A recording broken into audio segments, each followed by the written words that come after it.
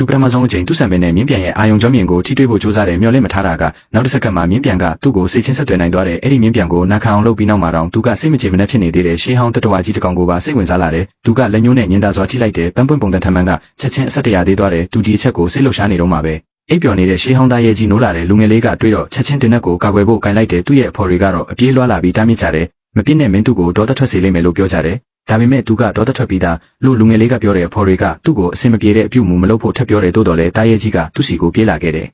ဒါပေမဲ့မနီးသေးခင်မှာပဲတားရဲ့ကြီးကရုတ်တရက်ရပ်တန့်သွားတဲ့လူငယ်လေးကသူ့ကိုသူ့ချောက်လို့ထွက်ပြေးသွားတယ်လို့ထင်ခဲ့တယ်နောက်ွယ်မှာပိုပြီးကြောက်စရာကောင်းတဲ့တကောင်ပေါ်လာတာကိုမသိလိုက်ဘူးတားရဲ့ကြီးကလှည့်ပြီးထွက်ပြေးသွားတာကိုမြင်တော့လူငယ်လေးကဘာကြောင့်မှန်းနားမလည်ခဲ့ဘူးနောက်ွယ်ကတတဝါကြီးကအတန်တစ်ချက်ဟင်းဟောက်လိုက်မှပဲသူလက်ကြည့်လိုက်တော့ကြောက်လန့်နေကြဖြစ်သွားတဲ့အဖော်တွေကသူ့ကိုမြင်မြန်ပြေးဖို့တတိပေးတဲ့လူငယ်လေးက3မီတာရှိတဲ့ခြေထောက်တွေရှိပေမဲ့လည်းတားရဲကြီးရှိမှတော့တားကောင်လေးတစ်ကောင်လိုပဲဒါပေမဲ့သူကအချိန်မီတစ်ပင်ခေါင်းပေါက်ထဲကိုဝင်ရောက်ပုံအောင်နိုင်ခဲ့တဲ့တားရဲကြီးကအပြင်မှာဆက်ပြီးကိုချစ်နေတဲ့လူငယ်လေးကတင်းနဲ့သူ့ကိုအဆက်မပြတ်ပစ်ခတ်ခဲ့ရတဲ့ကံမကောင်းစွာနဲ့ပဲအရေးပြားပေါ်မှာပုံပဲ့တန်ရနှင်းငယ်ပဲရိုက်ခဲ့တဲ့လူငယ်လေးကအချိန်နေမကောင်းမှန်းသိတော့လှည့်ပြီးထွက်ပြေးတဲ့တားရဲချဤကလိုက်လာပြီးသူ့ကြောပိုးအိတ်ကိုကိုက်ဆွဲတဲ့လူငယ်လေးကချက်ချင်းပဲကြောပိုးအိတ်ကိုဖြုတ်ချတယ်ပြီးတော့လှည့်ပြီးပြေးတဲ့သူ့ရှေ့မှာ6ကမ်းပါကြီးရှိနေပေမဲ့လည်းအသက်ရှင်ဖို့အတွက်သူ6ထဲကိုမဆိုင်မတော့ခုန်ချလိုက်တယ်ခံကောင်းစွာနဲ့ပဲရေထဲခုန်ချပြီးအသက်ရှင်ခဲ့တယ်ဒါပေမဲ့သူကသူ့ဖော်တွေနဲ့လမ်းခွဲခဲ့ရတဲ့လူငယ်လေးကတောထဲမှာတယောက်တည်းလှည့်လည်သွားလာနေရတယ်သူ့မှာခုခံကာကွယ်ရေးလက်နက်လုံးဝမရှိဘူးတို့တစ်ချောင်းကိုကင်ပြီးဂီယူတဆိုင်86လမ်းနေရတဲ့ရလက်ကတော့မတော်တဆဌာနေတိုင်းရင်းသားနာဘီတွေရဲ့နေမြေလေးကိုရောက်သွားတဲ့လူငယ်လေးကအပြင်ပန်းအဖြစ်ဌာနေတိုင်းရင်းသားတွေနဲ့မကွာခြားဘူးဆိုပေမဲ့လည်းနေဒီကသူကလူသားရောင်ဆောင်ထားတာကိုချက်ချင်းသိလိုက်တဲ့လူသားတွေသူတို့နေမြေလေးကိုဝင်လာရင်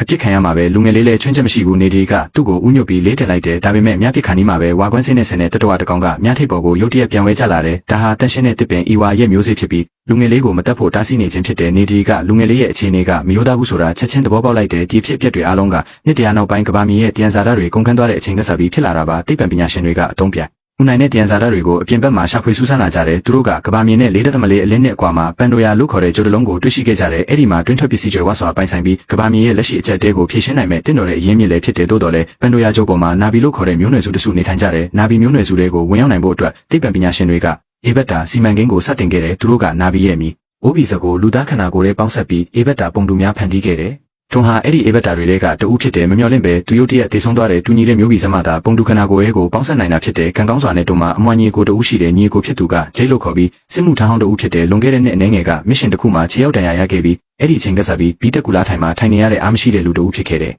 တခွဲကန်းကိုအဖမ်းမခံရခင်ကဂျိတ်ဟာအရက်ဆိုင်မှာလူချို့ရဲ့အနိုင်ကျင့်ခြင်းကိုခံခဲ့ရသေးတယ်သိပ္ပံပညာရှင်တွေကဂျိတ်ကိုမျိုးဗီစခန်းထဲပို့လိုက်တယ်သူပြန်လို့လာတဲ့အခါသူ့ကိုဒူနာဘီအဖြစ်ပြောင်းလဲသွားတာကိုတွေ့လိုက်ရတယ်သူက3မီတာထိအရက်ရှိပြီးပြည်စုံတဲ့ကြွက်သားတွေနဲ့အန်ဩစရာကောင်းတဲ့ခွန်အားတွေရှိတယ်သူ့ရဲ့ကောင်းမွန်နေတဲ့ခြေထောက်တွေကိုကြည့်ရင်ဂျိတ်ကစိတ်လှုပ်ရှားစွာပြေးတယ်သူအခုလိုလွတ်လပ်မှုကိုခံစားရတာအရန်ကြပြီးဂျိတ်ကနာဘီမျိုးဗီဇနဲ့ဒီလောက်ပြည်စုံစွာပေါင်းဆက်နိုင်လိမ့်မယ်လို့သိပ္ပံပညာရှင်တွေလုံးဝမထင်ထားခဲ့ဘူးပုံမှန်အားဖြင့်ဒီလုပ်ငန်းစဉ်က3နှစ်ကြာတတ်ပေမဲ့ဂျိတ်ကနာရီဝက်လောက်ပဲကြာခဲ့တယ်သူကကွင်းပြင်ပက်ပက်လဲလမ်းလျှောက်ယုံသားမကနာဘီတွေစားတဲ့အစားအစာတွေကိုပါစားခဲ့ရတယ်နောက်ပိုင်းမှာမိပိတ်ချိန်ရောက်လာတယ်အေဘက်တာရဲ့ခန္ဓာကိုယ်အိပ်ပျော်သွားတဲ့အခါဂျိတ်ရဲ့အသိစိတ်ကသူ့ရဲ့မူလခန္ဓာကိုယ်ရဲ့ကိုပြန်ရောက်လာတယ်သူ့ရဲ့ထူးခြားကောင်းမွန်တဲ့စွမ်းဆောင်ရည်ကဗိုလ်မှူးကြီးတဦးရဲ့အာယုံဆိုင်မှုကိုရရှိခဲ့တယ်အစပိုင်းမှာဒီလူကအေဘက်တာစီမံကိန်းကိုအကောင်းမမြင်ခဲ့ဘူးနာဘီတွေနဲ့နီးစပ်ဖို့အချိန်များကြီးကုန်တာထက်သူတို့နဲ့တိုက်ပွဲဆင်တာပိုကောင်းတယ်လို့ယူဆခဲ့တယ်ဒါပေမဲ့သူခုစိတ်ပြောင်းသွားပြီးသူကဂျိတ်ကိုသူတို့အတွက်သတင်းချက်လက်တွေစုဆောင်းစေခြင်းနဲ့ဂျိတ်တွေဝင်နေတာကိုတွေ့တော့ဗိုလ်မှူးကြီးကအောင်မြင်ရင်သူ့ခြေထောက်တွေကိုပြန်ကောင်းအောင်လုပ်ပေးမယ်လို့ကတိပေးခဲ့တယ်ဂျိတ်မှာဗိုလ်မှူးကြီးရဲ့ကမ်းလှမ်းချက်ကိုညှင်းပယ်ဖို့အကြောင်းပြချက်မရှိဘူးဒီလိုနဲ့သူစစ်တပ်အတွက်ရှိုးဝတ်သူရှိုးဖြစ်လာတဲ့အချိန်တန်ကြာပြီးနောက်